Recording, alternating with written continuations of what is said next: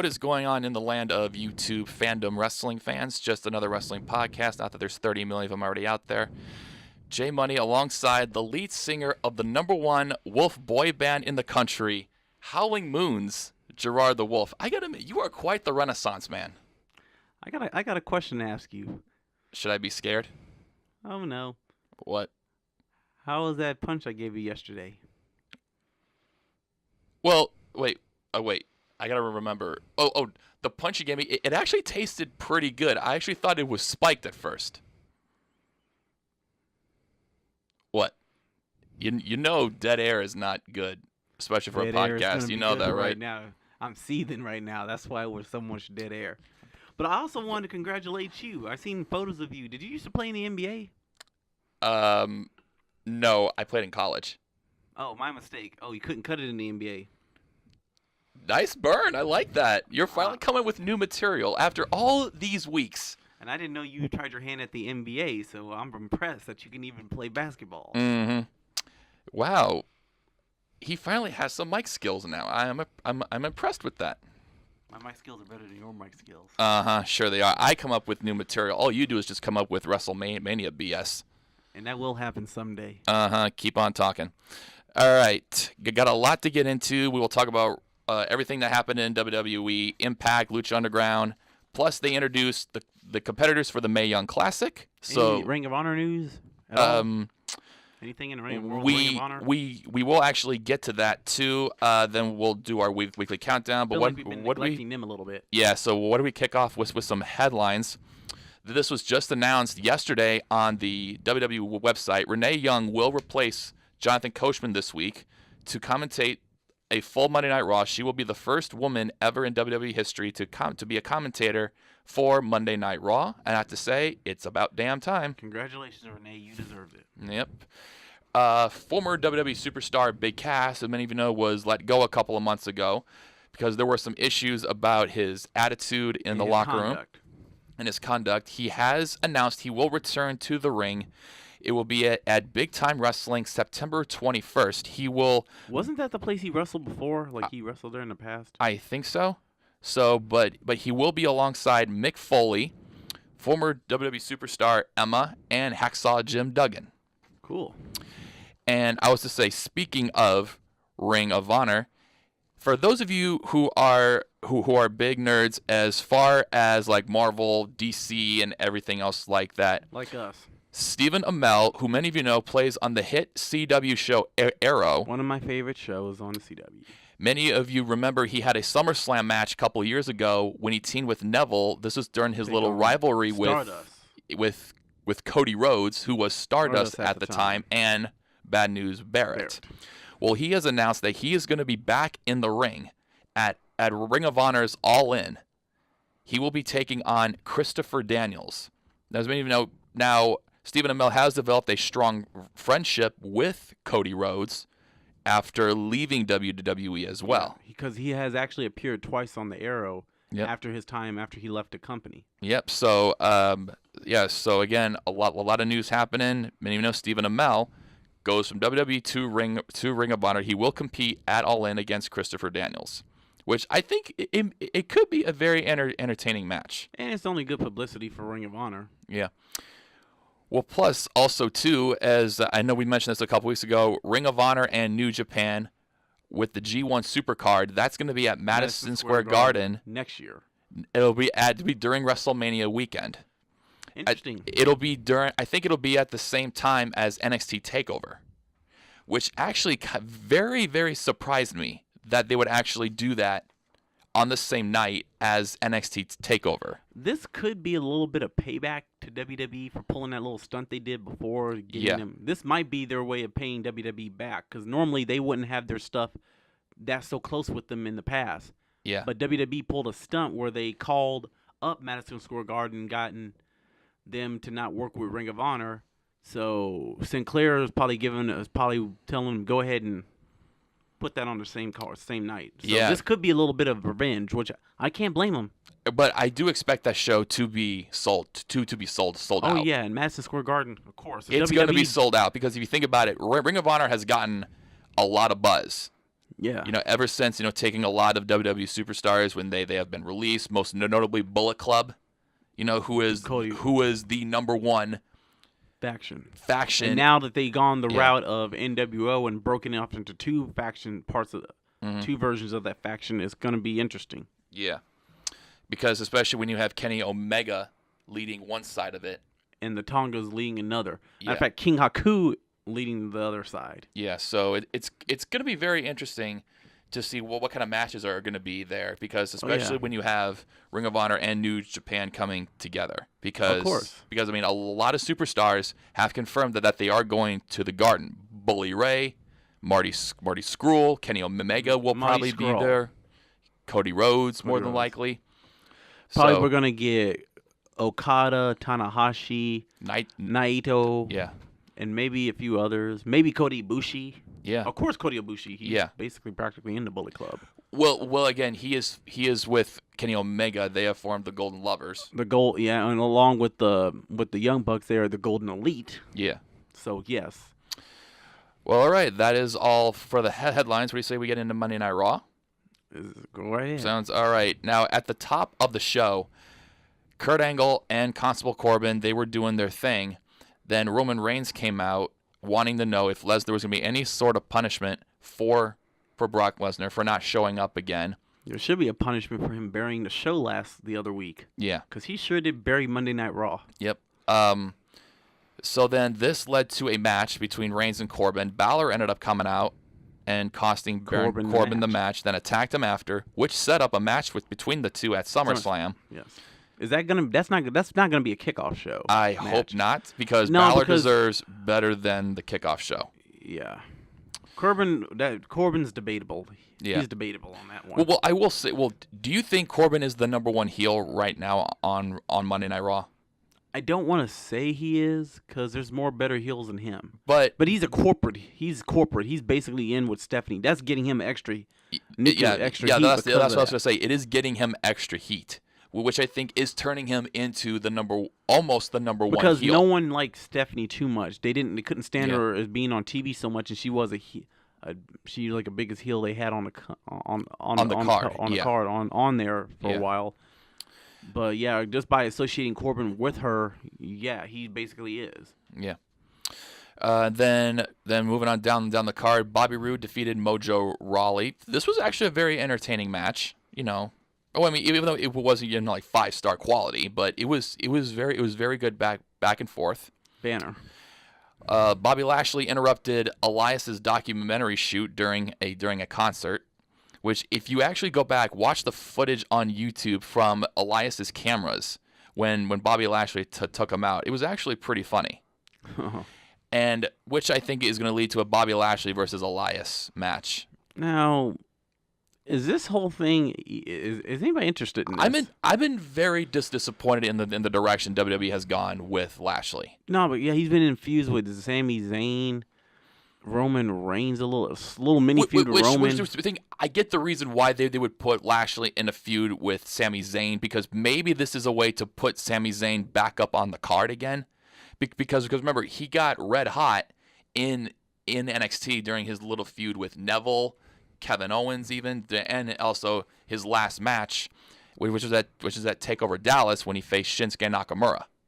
So I think he lost a lot of momentum, when he was on Raw. Then he got shipped to SmackDown, and then all of a sudden he turned heel, which again, he was very good at being a heel. He was that annoying heel that you want to hate, and he did very well at it, teaming alongside Kevin Owens. But then, he suffered 2 devastating injuries, had 2 shoulder blade surgeries, so he's going to be out for quite some time. Oh man. Razor defeated Titus O'Neil in a very quick match. Then the KO show came back, and his guest Braun destroyed it. You beat me to that punch. His guest was Jinder Mahal, and then Braun Strowman, I think he was underneath it, and he slowly pushed it up twice, but before fully flipping it over. Are these Braun feet of strengths getting old at this point, or are we still in awe of them? I just think it depends on what he's doing, because I think Well, again, it does seem like it is getting old, but I mean, I thought the trucks, the ambulances, and the semis were actually very impressive. But they're losing. It's losing its flair. Like they even had this man take a grappling hook and pull down the whole back half of the jumbotron. Yeah. So on top of Brock Lesnar and Kane. Which ended up leading to... Which could have been considered almost attempted murder, but that's neither here nor there. Which actually set up a match between Jinder Mahal and Braun Strowman. Mahal won again, this time by a disqualification. Is there a possibility to make sure that this doesn't happen again, Kurt Angle makes it a no disqualification? Because I feel like that's going to be added to that's going to be a stipulation added to the match to keep KO from pulling this. Yeah, well, remember... Strowman loses in any way, he loses that Money in the Bank briefcase, whether it's a disqualification, a count-out, pinfall, submission, however, if he does lose. Yeah, but also you have Owens intentionally doing this, and that makes no sense. I mean, Kurt can actually just say... Well, again, it is a very good story. Yeah, but you would think that, but it's already showing his hand that this is what he's planning to do anyway, so... Yeah. All right. Maybe Kevin Owens might get disqualified. That might turn back around and... cost him because he's trying to disqualify Strowman. That might mess around and disqualify him. Yeah. All right. Now, earlier in the night, Ziggler and McIntyre were supposed to face. Well, I think Drew McIntyre was supposed to face Seth Rollins, but ended up turning into a tag match. Rollins had to find a tag partner.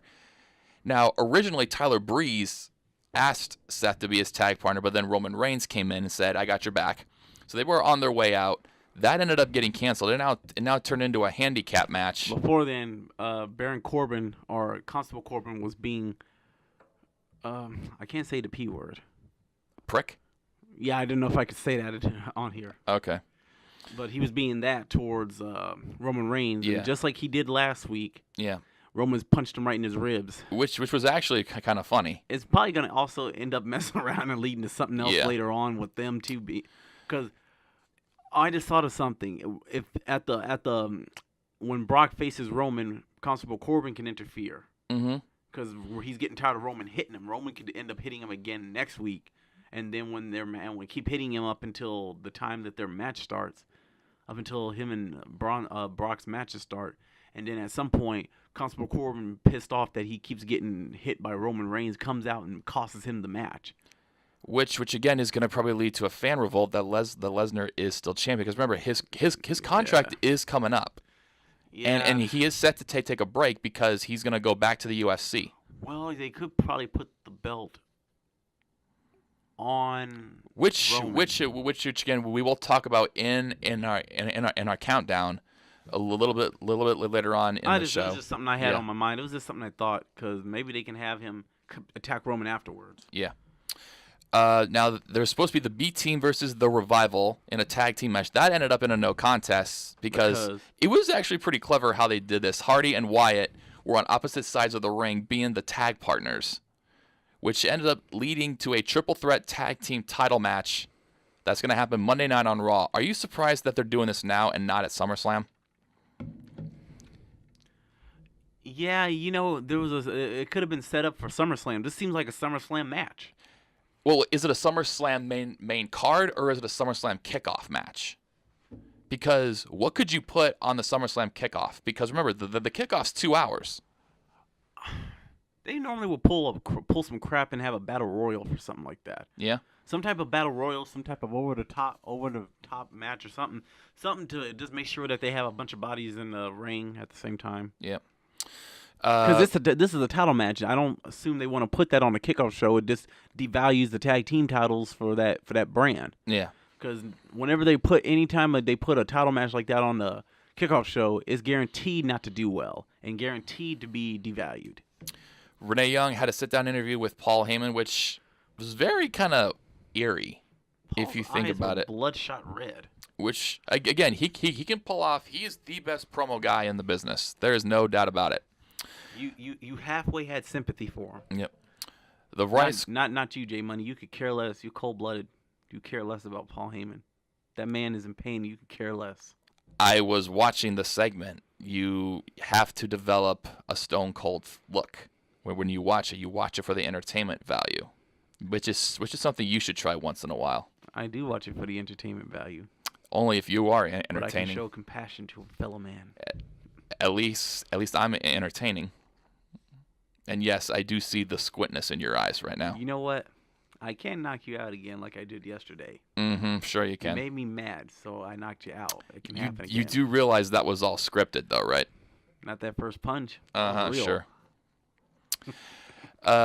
Ruby Riott ended up returning during the Riott Squad match. I was wondering when she was going to come back because she's been gone on with injury. Yep. For a long time. She had to finally make a return. Yep. She had an injury. She returned, helped the Riott Squad defeat Sasha Banks and Bayley. Then the main event. I keep thinking that I kept looking for one of them to for Sasha to turn on Bayley. I kept looking for it. I think it is going to be predictable that Sasha's going to turn on Bayley. Yeah, but they kind of don't care. They already know. And the fans just want it to happen. They kind of expect it to be predictable, but they're waiting for it. They're just waiting for when it happens. Yeah. And then in the main event, Ronda Rousey made her Monday Night Raw debut. Another women's main event. Good move. Yeah, basically destroying Alicia Fox. Yeah. And then Rousey got on the mic. Do you think she's getting better on the mic? Or do you think do you think she still has like a long way to go when she first debuted? A little bit. I think she's getting better and a little better, but again, she still has some time to improve. But again, her mic skills are getting better. And I think she's in the right environment to actually learn that because again, all those women there are willing to help her. Yeah. So they're not just gonna like push her aside and not have anything to do with her. They're actually trying to help her. All right. So I'm actually gonna do something here. So since you are the wolf, we'll say 1 out of 5 moons. How would you rate Monday Night Raw? You jerk. How would I rate it? 1 out of 5 moons. I'm going to humor you, and I'm going to just say 1 out of 5. Let's say I'll give it a 3. 3 moons. I can't say that it was... Yeah. I mean, the Ronda Rousey match was good. It was decent, yeah. But it was decent. I can't give it I can never give Raw a complete 5. Full. Yeah. A complete 5, because on most nights, it's not. Do you think the 3-hour Monday Night Raw is killing the actual brand? Honestly, I've been hearing that from the podcasters I listen to, and I've been hearing that from other people. It's and wrestlers themselves, Kane even said it. Yeah. It's too long. Yeah. Yeah. The 2-hour format, it worked. Yeah. You didn't have to put so much on there. Even Triple H said it once when he was being interviewed by Stone Cold. Mm-hmm. That 3rd hour is killing him. Yeah. Like, everything, you put all your stuff at the beginning, it seems like by that 3rd hour, they're just throwing stuff out there. Yeah. They don't have It just seems like it's dead. Yeah, like that 3rd hour. Because again, a lot of people. Man. What? That was the old Monday Night Raw theme song. So during the show, my phone is off and yours is on. Hey, sorry, I didn't know. Show some respect to our fans. Sure. To our audience. And turn your phone off. God. Yeah. All right. So now, okay. What were you about to say about the format about Raw? Yeah, I was gonna say because I think I think that 3rd hour it kind of kills the format of Raw because again, a lot of people's patience, but not only patience, but their attention span really dies out by that point. Yeah, because especially now in the digital era that we live in now. Yes. Is that a lot of people's attention span it just dies because you got to get their attention quickly or they just fade away. Or they'll start getting up and leaving towards the end of that, towards the beginning of the 3rd hour. Yeah. Yeah, because I don't think they have any. They don't have a lot. It seems like they're struggling to just come up with stuff for that 3rd hour. Yeah. You can do things within 2 hours. They have done that. Well, but that 3rd hour seems like that they're just grasping at straws. They're just trying to put something together. What would you mainly blame that 3rd hour on? Would it be the number of talent that Raw has, that they're trying to use as many superstars as they can? Or do you think it's just a marketing thing? It's a marketing thing because, USA Network was the one that they gave them the money to put together that 3rd hour, and Vince had to jump on it. Yeah. Because otherwise, that wouldn't have been an issue. That was something that USA Network wanted because that was their most popular show, and they gave them money to do that 3rd hour. Yeah. All right, now we jump 24 hours. If you're talking about that talent, I don't see how come they shouldn't be able to at least try to make it work. That means just more of your stars get a chance to shine. Yeah. Like mostly back in the day, not everybody got a chance to do that. Mm-hmm. Now you got time to throw more of them stars on there and have them do stuff. You got to most of the times it's just blow off matches in the third hour, but you have a chance to maybe build more storylines, do stuff. Since most of your shows are that long, your pay-per-views are long, build more storylines, do something. Yeah. All right, now we jump 24 hours later to SmackDown Live. Randy Orton kicked off SmackDown, targeting Hardy or all these heroes that people say heel Orton is back, and I am excited about it. The world's smallest violin for Randy. Okay, well, do you think he's kind of faded? Do you think Orton's kind of phased out by now? No, Randy is just what I like. I think he's lost in the shuffle. A little bit, but I think Randy has a function. He's not there per se to get over himself, but to put over the other talent. Yeah. Because you can use him. Yeah, because I mean he is at that stage in his career. Like John. Yeah. Because him and John came in around the same time, so he's been in there just as long as John Cena has. And then Charlotte Flair and Becky Lynch defeated the Iconics, which the again Iconics, not the Iconics. Well, so sorry, it sounds like Have you been drinking again? Shh, quiet. I'm worried about you. There is help. I know, it's called Alcoholics Anonymous. I'm gonna have to call them. And then, which actually led to a very intense stare down backstage, because again, those two are in a triple threat match with Carmella at SummerSlam for the SmackDown Women's Championship. I'm expecting some form of heel turn. AJ Styles fired back at Samoa Joe ahead of their title match at SummerSlam, which that should actually be the main event because those two should tear it up. Yeah. Just like they used to in TNA. Yep. Zelina Vega defeated Lana again after Aiden English's failed interference again. Do you think this is going to lead to a Rusev versus Aiden English match? Possibly. Or Rusev beating the crap out of Aiden English. Yeah, that one seems like a kickoff match to me. That's probably what is going to be, a kickoff match. Yeah. Now, The Miz was set to be interviewed by Byron Saxton. But he was on the set. Poor Byron. They just abuse him so much. Yeah. Well, again, he actually takes it very, very well. But I want him to do a little bit more giving back. I want him to he gives as good as he takes. Yeah. But then he was ambushed by Daniel Bryan, which, if you don't remember, before SmackDown aired, Miz accepted Daniel Bryan's match at SummerSlam. Those two finally are going to go at it. But Bryan ambushed him on the set. And he hit Bryan over the head with a glass vase. It knocked him out. Yeah. Shinsuke Nakamura defeated R-Truth, but these two confronted each other backstage with R-Truth's pretty funny. R-Truth doesn't know where he is half the time. Yeah. I'm worried about him. They make it, but you know how it comes off, don't you? Yeah. Like he had a bunch of concussions half the time. They might want to quit doing that. Well, if you think I know what they're trying to do, though. But it does make it look like they're making fun of concussions. Yeah. That's how it kind of comes off. If you're any type of person, a smart person, you kind of would read it that way, that it comes off like making fun of concussions in wrestling or whatever other sports. Yeah, well, again, remember, WWE was in a big concussion lawsuit a few years ago. Yeah. So. And I would probably quit. Making light of that stuff, because if you're looking at it, it comes off that way. Having R-Truth act like that all the time, kind of comes off like he'd been dropped on his head one too many times during a match, and he's developing concussion. Yeah. The Bludgeon Brothers dismantled 3SK, I did like how he said he was gonna wrestle Carmella. That was funny. That was actually funny. And then the New Day defeated the Bar. 3SK. Yeah, I was 3SK. about to say, what the?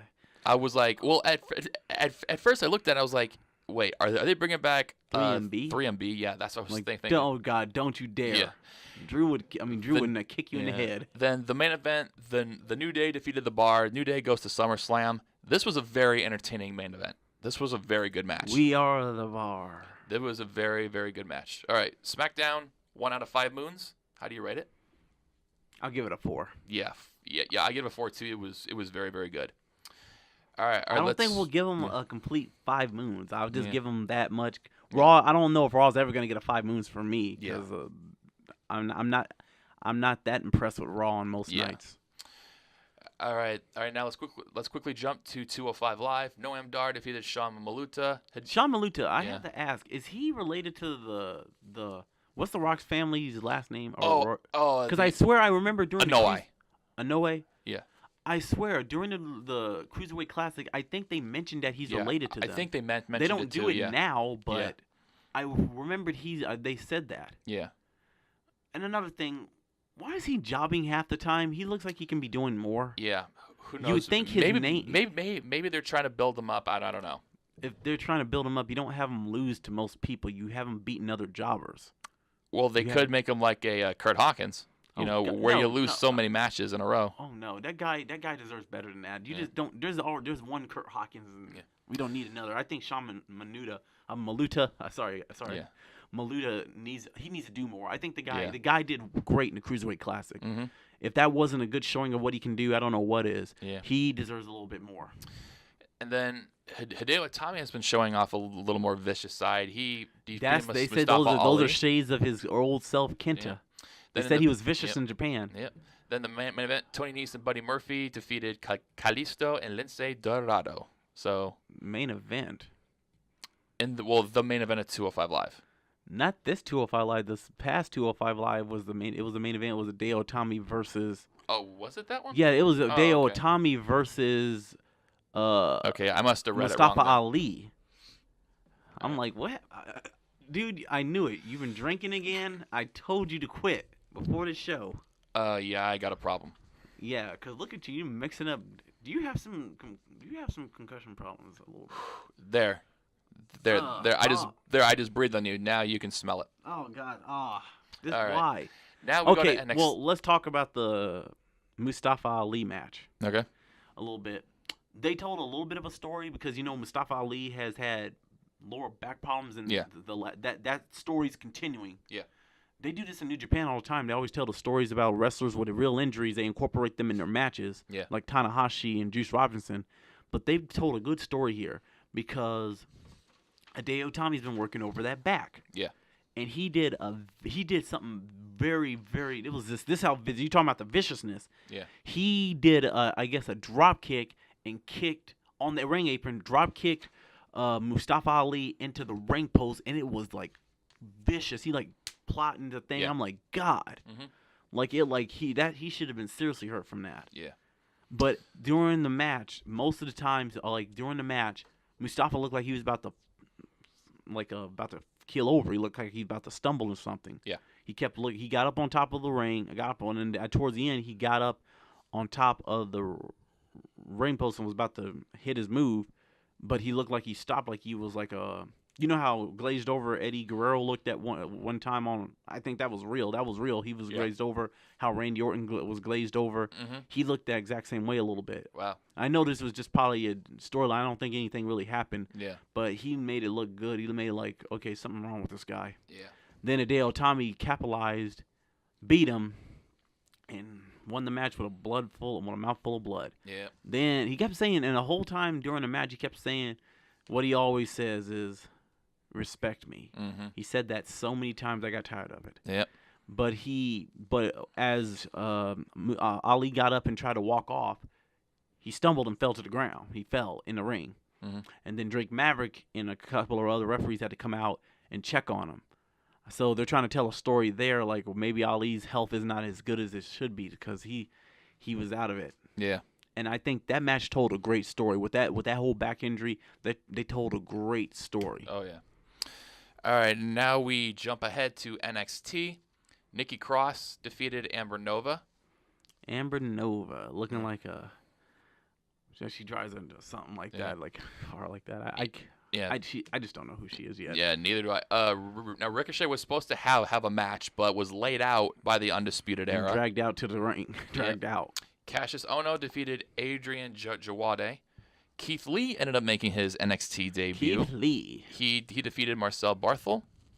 Marcel Barthel looks like he should be in should be wrestling a main event. Should be wrestling in an upper position. Yeah. Maybe in the United States Kingdom.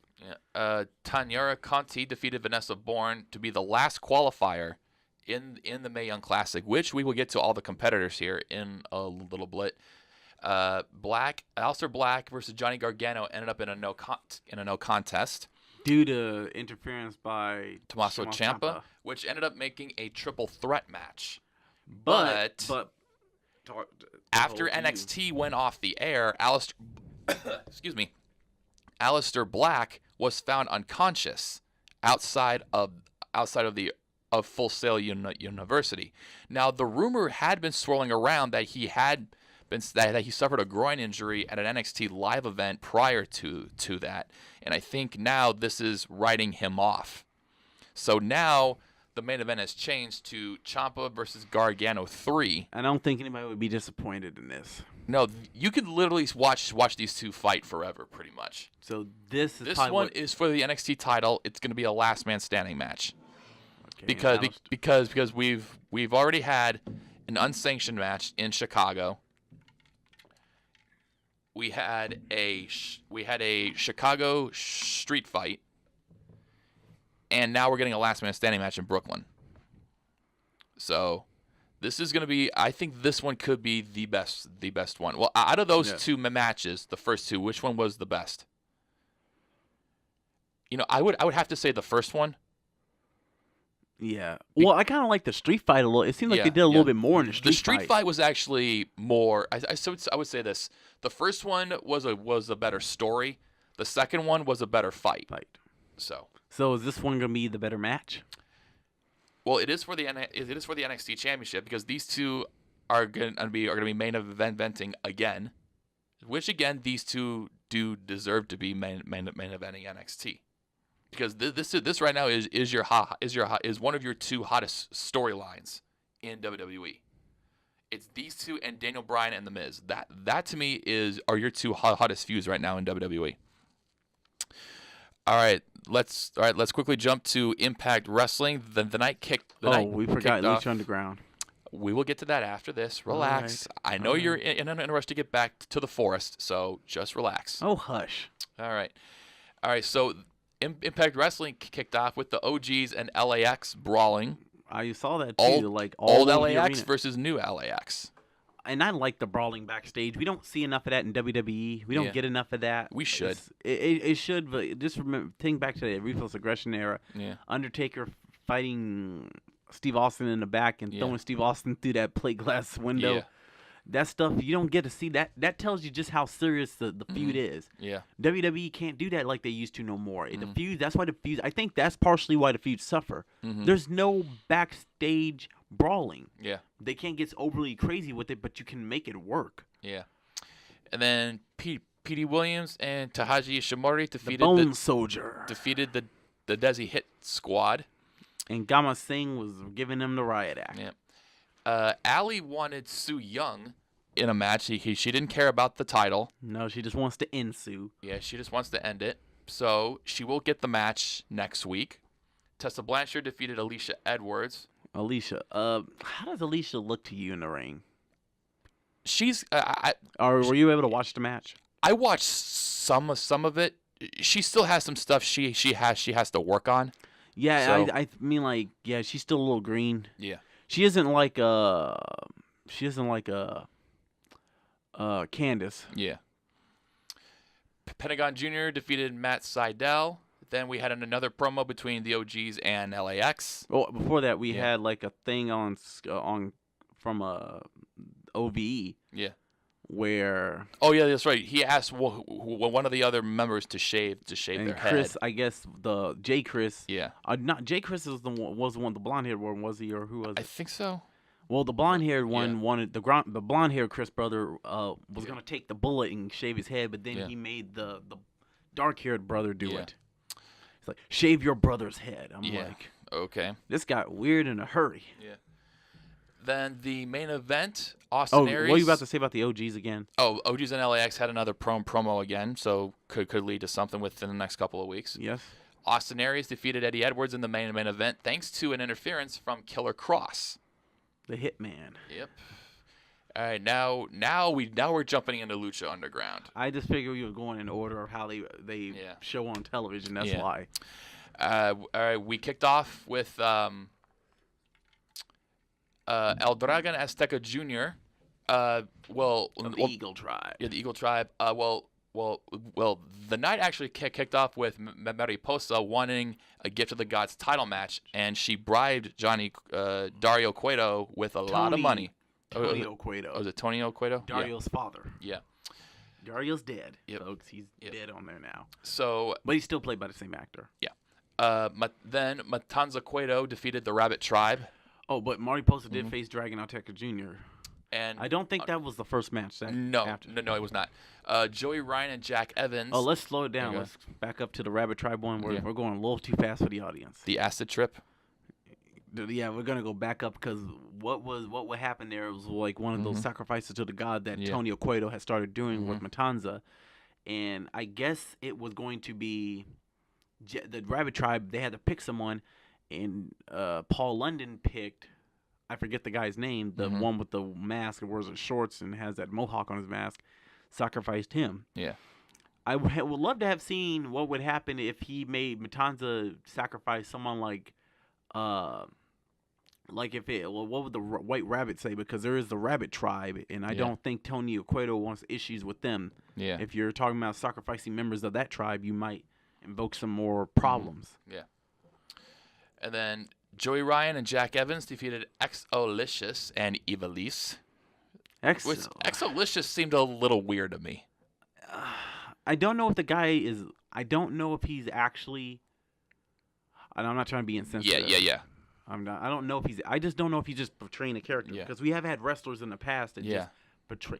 But honestly, they're not. People are not actually like that. Darren Young is not that overexertion. That stuff. I don't know if that's even necessary to be doing that. Yeah. Because it does in a way come off. I'm not saying they're trying to, but it comes off in a way as like you're making fun. Yeah. Of that particular kind of group. Yeah. But not everybody's like that. We don't actually see people looking that over exaggerated. They just talking. They just act like they're dressed like normal people. Yeah. And it seems like they're going a little overboard with those kind of gimmicks. I mean, like, not a lot of the people of that community. I'm not trying to offend nobody. I'm just trying to say that not everybody's like that. They don't actually act like that all the time. Yeah.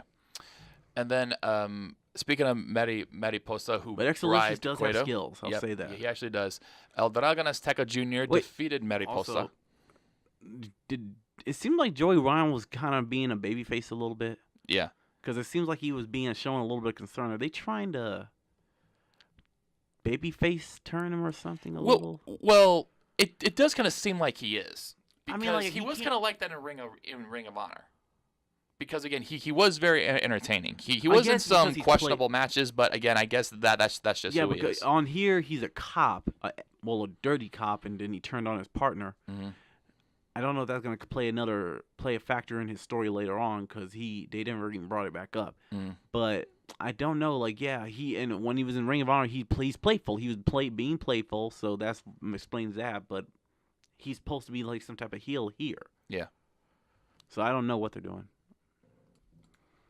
All right, then a little later down the line, Mariposa unfortunately did not get the Gift of the Gods title from El Dragon Azteca Jr. No, she did not. So if many of you know, that Gift of the Gods title is your key to the world.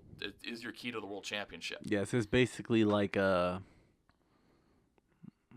don't know what to say. It's just like a ticket to it. It's like a number one contender thing. Yeah. So. Which is unique. Yeah, and then in the main event, Worldwide Underground defeated the Reptile Tribe with the help of Aerostar, and which led to an engagement between Taya and Johnny Mundo. And yes, they're already married, but this was way before then. Yeah. Also, it was interesting because Johnny granted one wish by Cobra Moon, and his wish was for Aerostar. And he wanted Drago to be freed, which he was. Yep. So this will be interesting to see how this turns out, because I'm expecting them to do something like have Aerostar's trying to reintegrate Drago in society and have him like a regular acting normal again. Then he just turns on him during matches. They try to have tag team matches, and then he turns on him or he attacks him. And then he finally ends up remembering his friend and stuff. So, that whole thing. I think we've seen this kind of happen before. So it's probably going to be what they do with it. All right. Now, the Mae Young Classic is approaching, and we now know all of the competitors. They were introduced yesterday, So what do you say we go down the line? We look at the competitors, and we'll see how good the field is. Now, even though we may not know most of these people, but we're just gonna introduce them, and then later down the line, as the tournament goes forward, then we can see how good these competitors really are. Yes. All right, now now we're gonna go by the countries. We're gonna go in alphabetical order as far as the first letter of their first name. So representing the United States, we will have Ariel Monroe. There wasn't really much about her. Allison Kay. For many of you know Sienna in TNA. Oh. She was a part of that big storyline angle that involved Allie and Maria. And Laurel Van Ness. Yep, Laurel Van Ness. That was, I think, one of the most and entertaining Braxton angles. Sutter and Madison Rain was involved in it. Who a little bit. Not Madison Rain, really. Well, it was Madison actually Rain did have some fall in it. Well, she did have some line in it. So. But there was also someone else at some point that was in there. Brooke Tessmacher. Yep. Was in it at one point. Yep. And then what is Maurice Mike Bennett. Mike Bennett's involved in that too. Yeah, Mike Bennett was involved in it too. And Congo Kong. Mm-hmm. Like, dang, there was a lot of people in that storyline. Yep. And speaking of Madison Rain, she will go by Ashley Rain, which I think that's her real name. Ashley, okay. She is also in the Mae Young Classic, former Knockouts Congratulations, champion. you made it to the big times. Also representing the United States, Diana Perazzo, who was responsible for the rebirth of Women of Honor in Ring of Honor. And if you did not know this, during her short little stint in WWE, she was a Rosebud when Adam Rose was still around. Oh. Representing the country of Japan, we have Hiroro Matsumoto, who is known as the Lady Destroyer. She was ranked number 25 in last year for top female singles wrestlers. So she could do a lot of damage. And also representing Japan, Io Shirai, who is a multiple-time world champion, including in her little stint in World Wonder Ring Stardom. That's a long title. Yep. Representing the country of Scotland, we have Isla Dawn. There wasn't much about her. Also going back to the U.S., Jessie Elabon. Representing England will be Ginny Sadiuhu, who, as many of you know her as Ginny, she is a multiple-time women's champion in Progress Wrestling and South Coast Wrestling. Representing, going back to the U.S., Casey Catanzaro, who was a gymnast at the D1 College Townsend and was named the Southeast Regional Gymnast of the Year back in 2012. Plus, you may have seen her on American Ninja Warrior. She was the first woman to ever complete the qualifying course, which was back in season 6. And many of you know this one very, very well. Former Divas champion Caitlyn is in the Mae Young Classic. She was a part of NXT season 3, mentored by the one and only Vicky Guerrero. Caitlyn, because Vicky had like 3 different people and kept getting rid of them. Yep. Also representing the U.S., Karen Q. Not much about her. Representing India, Kavita Devi, who was trained by the Great Khali. Wasn't she in it last year? I don't believe so. Kavita Devi. Not that I remember. That sounds familiar. I could be wrong. Yeah. Talking about. Representing Portugal, Killer Kelly, who is also in NXT, who is in the UK brand of NXT. She's a former inaugural Westside Extreme Women's Champion. Also going back to US, Lacey Lane, and former Impact Knockout MJ Jenkins. Now those names probably haven't been brought up a lot. No. Representing Japan, Miko Satomoro. She participated in WCW back in 1996 at its height.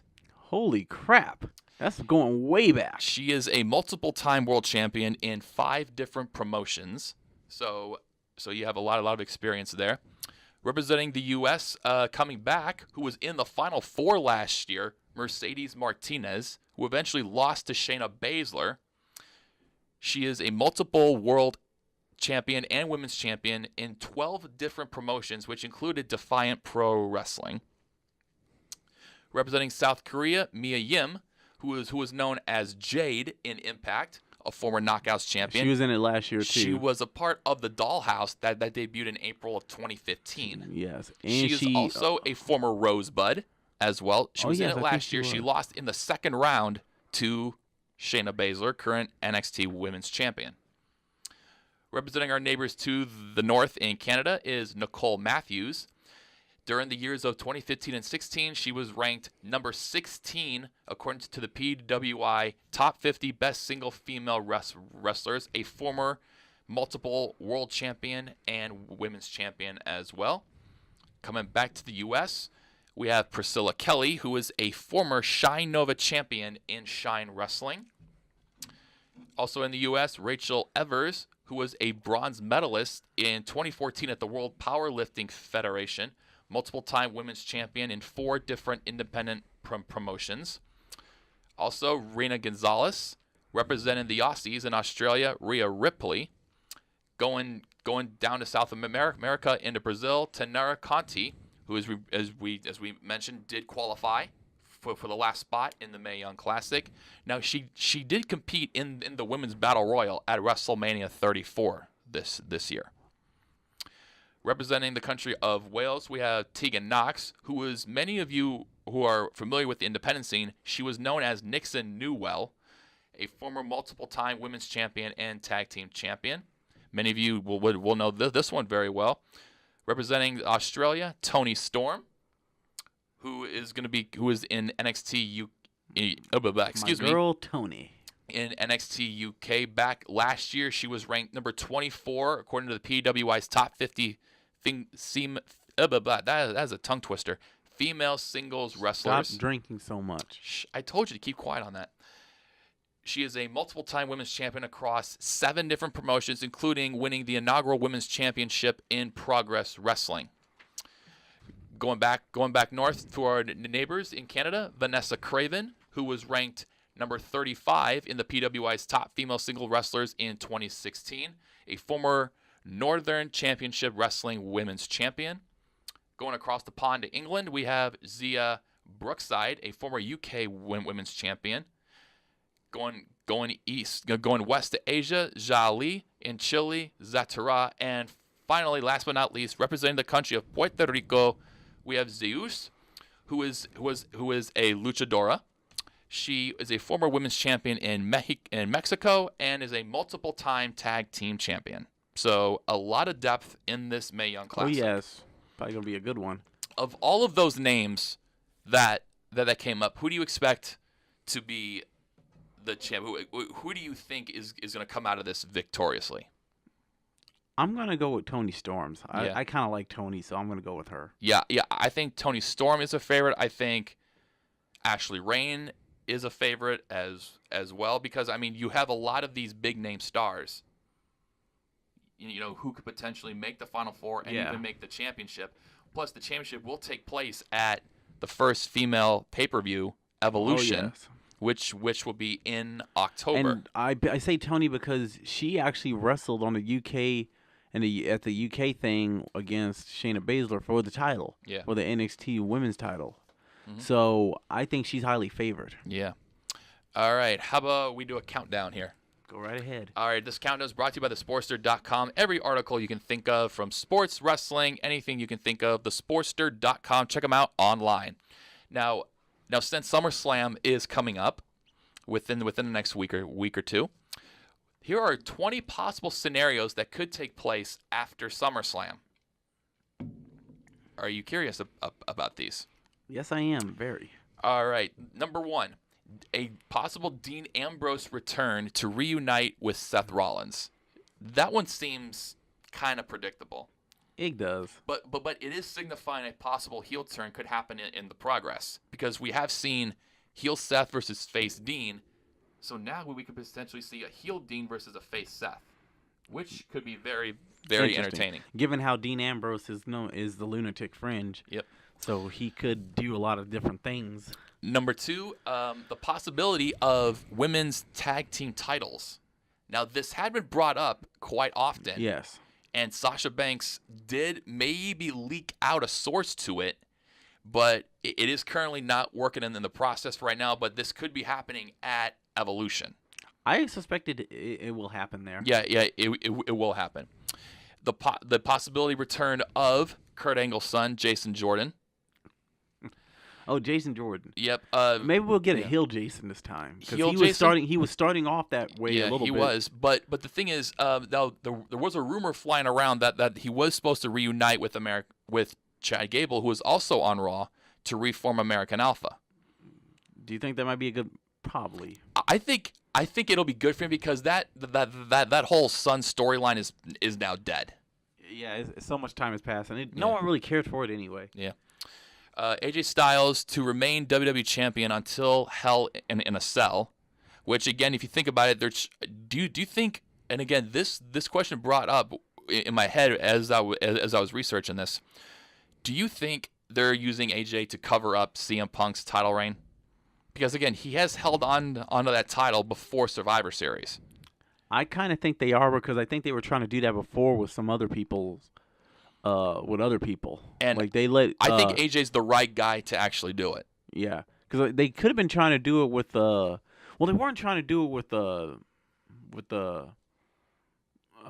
Mahal. Yeah, but I think they were trying to do it in the past. Well, I think the only reason they put that title on Jinder was A, to build a new superstar, and B, the WWE Network was opening up in India. Yeah, so that could be your way of promoting that. Reasons. So, number 5.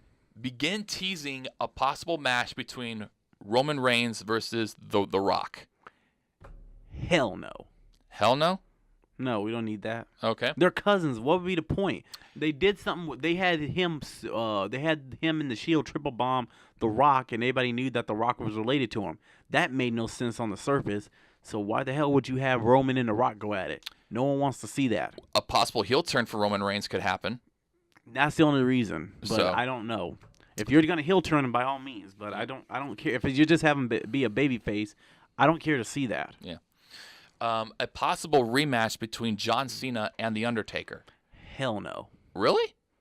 No, we already saw it, and no one really cares to see The Undertaker come out and do that stuff. Here's the thing. This did happen at WrestleMania 34. Some people.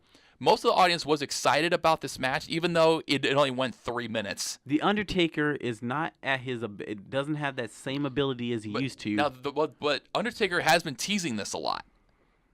So the rematch could be planned for Survivor Series, because remember, Survivor Series is in Los Angeles.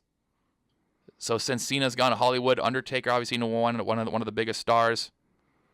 And Survivor Series is where he originally debuted. Yeah, so if you're gonna have a rematch for Survivor Series, that is the place to actually do it.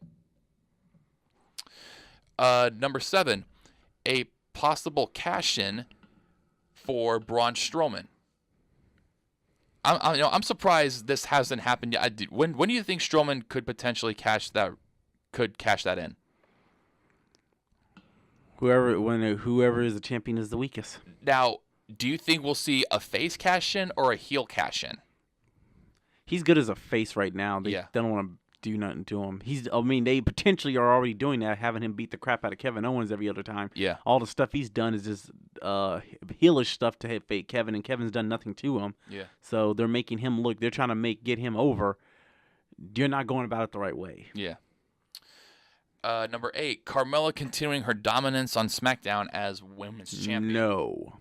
Do you think she needs to drop that belt at SummerSlam? Yes, because if you're gonna have that pay-per-view, that Evolution pay-per-view, you need to go in with someone else a little bit different, someone else other than Carmella. Well, because they pretty much have killed Asuka. Yeah, they did that. So Becky Lynch. But again, I do see that you have to build up more women on that roster. Yeah, but the way that you've done that with Carmella can't do stuff on her own. You have her always constantly cheating. But if you think about it, that makes a good heel champion, though. Yeah, but at some point when you have her try to go babyface, it does get old. I will admit that it does get old. But again, she is fun. She is great on the mic. Yeah, but like I said, it's getting old. Yeah. Number 9, Randy Orton to receive another major push now that he is back to being heel Orton. I like heel Orton a lot better. Heel Orton, you can do he's more. You can do a lot more Orton. with him. Like we talked about it before. Yeah. The whole thing with Triple H and Stephanie. Yeah. He almost punted I think he actually did punt Stephanie in the head. No. He almost did. Well, he almost did. He didn't do it. He did punt Vince. He punted Shane in the gut, and then yeah. Yeah, he actually, when he's a heel, Randy can do some very terrible things, which gets him over a lot. This one's actually very interesting. Number 10, a potential heel turn for Bobby Lashley. It worked in TNA. Yeah, it worked in TNA because I mean his mic skills really aren't up to par. They were okay. They were okay in TNA. Yeah, they were okay in TNA. Well, he didn't really talk a whole lot in TNA. Well, he when he was teaming with MVP and Kenny King. Yeah, but he did later on when he was on his own. So this could potentially be a possible alignment with Paul Heyman, because remember, Paul Heyman, Brock Lesnar is an MMA guy. Bobby Lashley is an MMA guy. This one I was kind of interested to hear about. Jeff Hardy, a potential transition into Brother Nero. I could kind of see that because we got a good taste of it when the Ultimate Deletion happened between Matt and Bray. Because again, when Jeff got hurt, that's when they turned Matt loose on that whole broken gimmick. Yeah.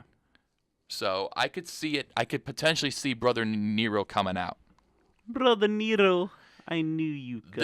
This one we actually talked about it earlier. A potential heel turn for Becky Lynch. I think this is going to be good for her. Yeah, but I think she was a heel once in. She's got to do because again, I mean, you bought her as a face early on, but she's kind of died a little bit. I mean, but she still got that appeal. See it. Yeah, she still got some of that appeal as a babyface. Yeah, she does have. But I think it'll give her a fresh start. So, do you think she needs to go heel against Charlotte? It would make for some good matches. The twist. Because you think about it, all of Charlotte's big feuds have been when she is a heel. You haven't seen a big feud with Charlotte as a babyface. Yes, because we already saw Becky and Charlotte was the heel. Yes, so maybe this Becky could be like a potential change up. And Becky can probably be more vicious as a heel. If Becky got she does have that vicious side in her, and I think mean streak. Yeah, that mean streak. I think we're waiting on it. It can amplify even more if you do this. Yeah. A potential number 13, a potential return for former world champion Rey Mysterio. Uh-oh. Went down the wrong pipe there? I think so. The Wolf. Uh-oh. Do you need me to call your other members of the Wolf Pack? Hush. I'm good, people. Don't worry. Okay. Whew. Rey Mysterio. A potential return for Rey Mysterio. Now, they had thought about it in September. Now he did appear at the Royal Rumble this year and at the Greatest Royal Rumble overseas. Yeah. Now he is scheduled to appear at Ring of Honor show All In. So he may just be completing all of his dates before he comes back full time. And wasn't he supposed to be doing something with New Japan too? Because I saw him at one of. I saw him he was at the American show down here. Is he scheduled to be on that Chris Jericho cruise? I might have heard that. I'm not too sure. You would have to check on that because I think so. Yeah. And I think he's involved with some stuff in New Japan. So I don't know for sure. Too. Number 14. This one I was kind of swayed on. Baron Corbin potentially becoming a number 1 contender for the Universal Championship because he has become. Well, he has gotten more usage since being in this constable role. He's gotten a fresh start. He is one of the top heels on the brand. You're talking about this stuff happening after. This is all after SummerSlam. Well, here's the thing. Like I go back to the earlier question. Have him come out, interfere, beat up Roman. If Roman wins the title, have him come out, attack Roman, getting back at Roman for all the times he sneaked hit, attacked him or punched him, caught him off guard. Get a impromptu match. Yeah. And have a feud going. Yeah. And maybe end up being for the title at some point. Mm-hmm. That's how you do that. Yeah. Because this already seems like there's seeds being sown there. Yeah. Number 15, and we are potentially going to see this one happening. Lesnar potentially taking a break from WWE because it's gonna happen. It's inevitable. Because he has been confirmed to return to UFC. Because he's already in the UFC the testing pool. He's already been in their drug testing pool. Yeah. Well, plus also too, I think he's done serving his suspension. Now he has gotten on the nerves of the fans, especially being champion, especially showing up at like certain days throughout the year. Yeah. Yeah. Number 16. All he's gonna do is just grab one of the fans one of these days and F5 them so hard that it makes all the rest of them shut up. That'd be funny if that happened. Number 16, Ronda Rousey reigning as women's champion until WrestleMania. As a heel. That's the story. I'm just kidding. That's probably not going to happen. A heel Ronda Rousey would be funny. It would be kind of interesting, but again, I just think she's too much in the public spotlight to have a heel turn. Because, again, the fans know her so well from her days in the UFC, her dominance. She did act like a heel, though. She was flipping people off, being a cocky and arrogant. That's why it could work, because she was cocky and arrogant a bit in UFC because of her winning her matches. Number 17, we talked about this one earlier. Paul Heyman taking on a new client. Ladies and gentlemen, Lesnar's going to leave. My name is Paul Heyman, and my client is Bobby Lashley. So, I mean, Roman Reigns, potentially. Bobby Lashley. I like the Lashley one better because, Ronda like you Rousey. said, Ronda that'd be an interesting one. That would be because he could talk for her. Yeah, and she'd be like, Paul, I can talk for myself. Yeah. Right now. Now, number 18. I'm curious to get your thoughts on this one. WWE to end the brand split. Because, oh my goodness, I would love that. Because if you think about it, SmackDown is going to be airing on Fox towards the end of this year, and the network. Is that going to be on Fox 18 or regular Fox network? I think it's regular Fox. Okay, because if it's not on there, not everybody has access, so they would lose a little bit of viewership. Well, because there's regular Fox, there's Fox Sports, there's Fox Sports 1. So but not everybody has all those. All the other regional Fox Sports. Yeah, but you need cable television because not everybody has access to all that. Regular Fox actually works because it is one of the top networks in the country. Yeah, and especially for a network like that, they would expect the top stars to be there at all times. Yeah. So again, a potential end of the brand split, I think it could potentially work. Yes, it needs to happen because the brand split just isn't working. It's not. It's only favoring one brand. Yeah, pretty much. Number 19, and this one could be very interesting as well. Daniel Bryan potentially leaving WWE.